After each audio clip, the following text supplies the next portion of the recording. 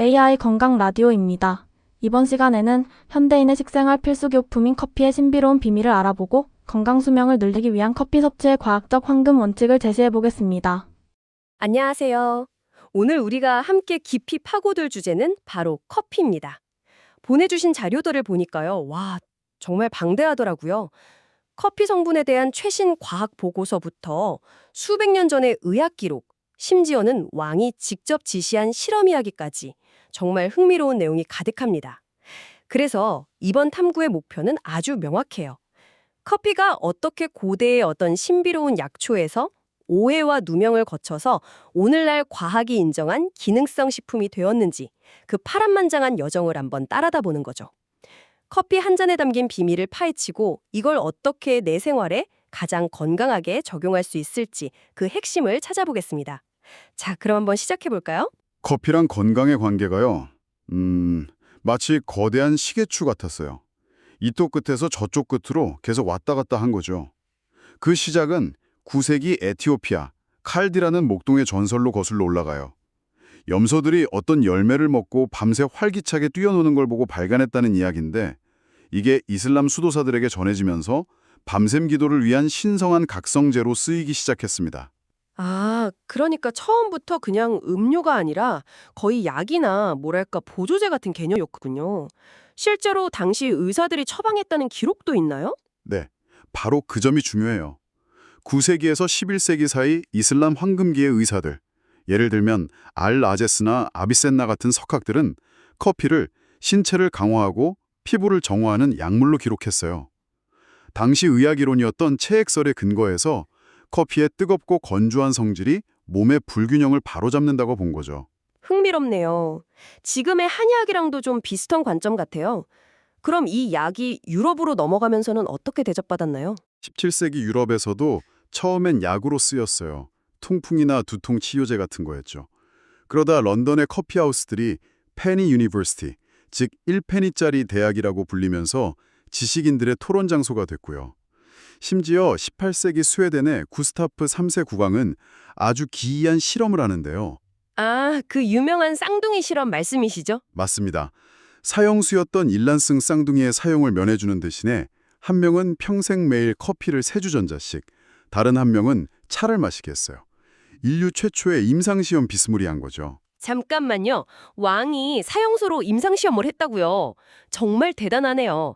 그래서 결과는 어떻게 됐어요? 놀랍게도 커피를 마신 쪽이 차를 마신 쪽보다, 심지어 실험을 지시한 왕보다도 더 오래 살았어요. 하지만 이런 긍정적인 인식은 계속되지 못했습니다. 어느 순간부터 커피는 건강의 적으로 몰리기 시작하죠. 맞아요. 저도 어릴 때 커피 마시면 머리 나빠진다, 키 안 큰다 이런 얘기 정말 많이 들었거든요. 왜 갑자기 그런 인식이 생긴 거죠? 20세기 중후반에 진행된 초기 역학 연구들 때문이었어요. 지금 보면 치명적인 오류가 있었는데 바로 흡연이라는 아주 중요한 변수를 제대로 통제하지 못했던 거예요. 당시에는 커피를 많이 마시는 사람들이 담배도 많이 피웠거든요. 아, 연구자들이 이 점을 놓치고는 흡연으로 인한 건강 문제를 전부 커피 탓으로 돌린 거죠. 심장병, 췌장암 위험을 높인다는 잘못된 결론들이 막 쏟아져 나왔습니다. 억울한 누명을 쓴 거네요. 네, 그 절정이 1991년 WHO 산하 국제암연구소 IARC가 커피를 잠재적 발암물질, 즉 이비군으로 분류해버린 사건입니다. 과학적인 오명이었죠. 그러니까 1991년부터 꽤 오랫동안 커피가 발암 가능 물질이라는 꼬리표를 달고 있었던 거네요. 저처럼 그 시기에 커피는 몸에 나쁘다고 들었던 분들이 정말 많을 것 같아요. 이 누명은 언제쯤 벗게 되나요? 2000년대 이후로 상황이 180도 바뀝니다. 수십만 명을 수십 년간 추적하는 아주 정교하게 설계된 대규모 연구들이 나오기 시작했어요. 흡연이나 식습관 같은 다른 변수들을 싹 걷어내고 커피의 순수한 효과를 분석한 거죠. 마침내 2016년 IARC는 기존 입장을 공식적으로 철회하고 커피가 암 위험을 높인다는 증거가 없다고 발표합니다. 오히려 간암이나 자궁 내막암 같은 특정 암의 위험은 낮출 수 있다고 인정하기까지 했죠. 그리고 2015년부터는 미국 식생활 지침에 하루 3에서 5잔의 커피가 건강한 식단의 일부로 당당하게 이름을 올리게 됩니다. 와, 이 역사를 쭉 들어보니까 오해가 풀리는 느낌인데 그럼 이쯤에서 궁금해지네요. 도대체 커피 안에 뭐가 들었길래 이렇게까지 건강에 좋다는 얘기가 나오는 걸까요?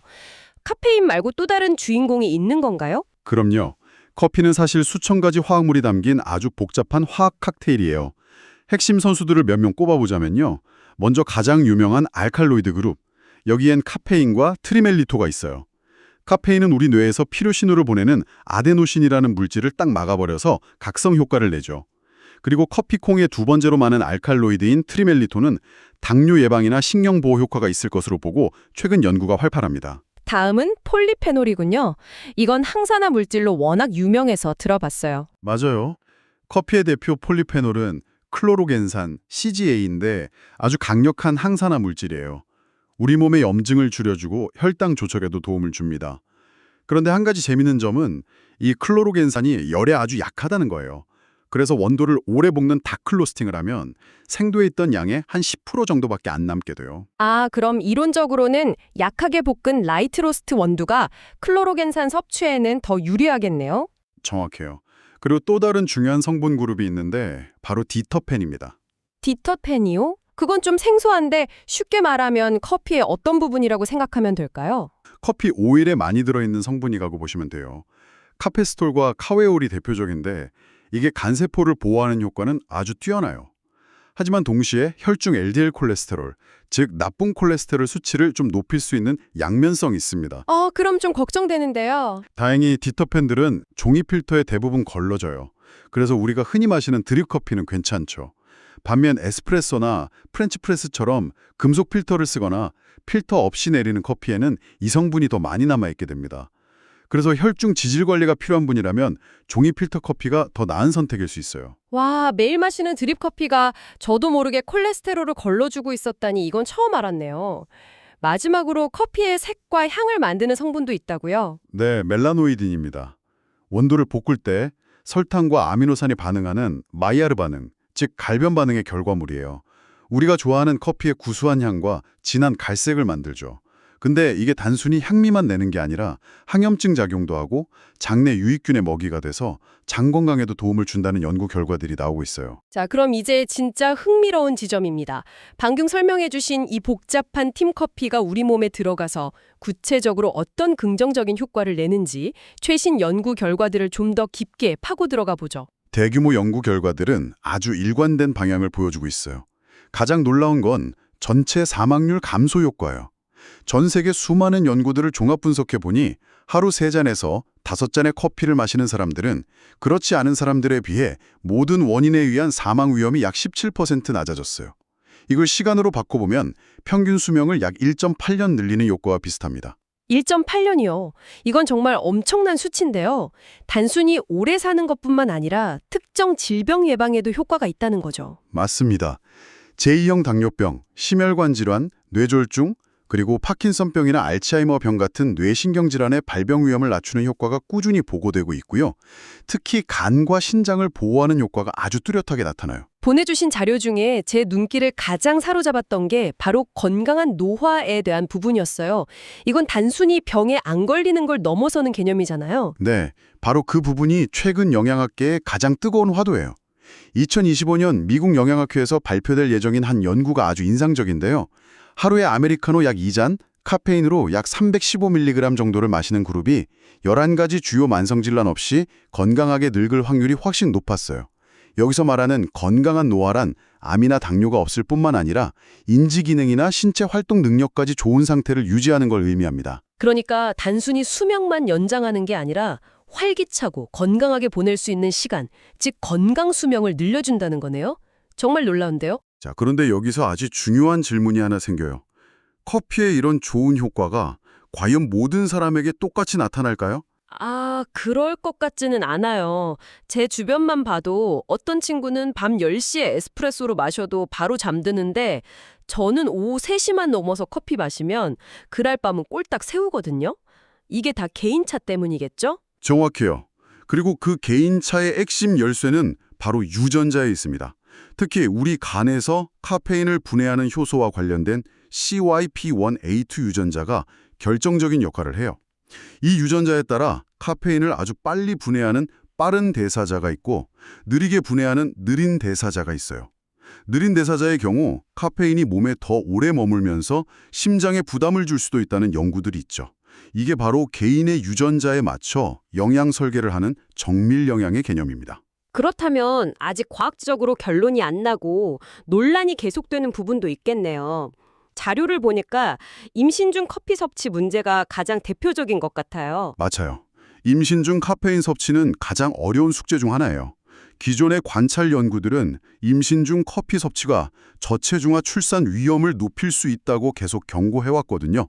그런데 최근에 나온 멘델 무작위 배정이라는 새로운 방식의 연구들이 조금 다른 시각을 보여주고 있어요. 멘델 무작위 배정이요? 그건 뭔가요? 좀 어렵게 들리는데요? 아주 간단하게 비유하자면 유전자를 일종의 랜덤 동전 던지기로 보는 연구 방식이에요. 어떤 사람은 태어날 때부터 유전적으로 커피를 많이 마시는 경향을, 어떤 사람은 덜 마시는 경향을 갖고 태어나죠. 이 연구는 커피를 마시는 습관 자체가 아니라 그 유전적 경향이 건강에 미치는 영향을 분석해요. 이렇게 하면 흡연이나 다른 생활 습관 같은 교란 변수들을 배제하고 커피의 순수한 효과에 더 가깝게 다가갈 수 있는 거죠. 아하, 그러니까 유전자를 이용해서 아주 똑똑하게 진짜 원인을 찾아내는 방법이군요. 그래서 그 연구 결과는 어떻게 나왔어요? 유전적 요인을 통제해서 분석해 보니 커피 자체가 저체중아 출산의 직접적인 원인이 아닐 수도 있다는 가능성이 제시된 거예요. 어쩌면 임신 중에 커피를 많이 마시는 습관이 다른 건강하지 못한 생활 습관과 겹치면서 나타난 통계적 착시일 수 있다는 거죠. 그럼 이제 임신부도 커피를 마음껏 마셔도 되는 건가요? 아니요, 결론은 아직 신중해야 해요. 이런 새로운 연구 결과에도 불구하고 태아는 카페인을 분해하는 능력이 거의 없거든요. 그래서 미국 산부인과 학회를 포함한 대부분의 기관에서는 여전히 혹시 모르니 조심하자는 입장에서 하루 카페인 섭취를 200mg 미만, 즉 커피 약 2잔 이내로 제한하라고 보수적으로 권고하고 있습니다. 알겠습니다. 그럼 이 모든 정보를 종합해서 청취자 여러분이 실생활에 바로 적용할 수 있는 최적의 커피 생활 가이드를 한번 정리해 볼까요? 네, 현재까지의 과학적 근거를 바탕으로 커피 건강하게 마시기 4원칙을 제안할 수 있을 것 같아요. 첫째는 양이에요. 하루 3잔에서 5잔의 블랙커피. 대부분의 연구에서 건강상 이점이 가장 뚜렷하게 나타나는 구간이죠. 둘째는 종류입니다. 앞서 말했듯이 혈중 콜레스테롤이 걱정된다면 디토펜을 걸러주는 종이 필터 커피가 더 좋은 선택이 될 수 있어요. 마시는 시간도 중요하죠? 물론이죠. 세 번째 원칙은 시간입니다. 카페인이 수면을 방해하지 않도록 개인의 생체 리듬을 고려해서 가급적 오전 시간에 마시는 게 좋고요. 그리고 마지막 네 번째가 사실 가장 중요한데요. 바로 조합입니다. 조합이라면 다른 무언가와 함께 해야 한다는 뜻인가요? 맞아요. 커피는 만병통치약이 아니에요. 연구들을 보면 채소와 과일, 건강한 지방이 풍부한 지중해식 식단과 규칙적인 운동을 함께 할 때 커피의 건강 효과가 극대화되는 것으로 나타났어요.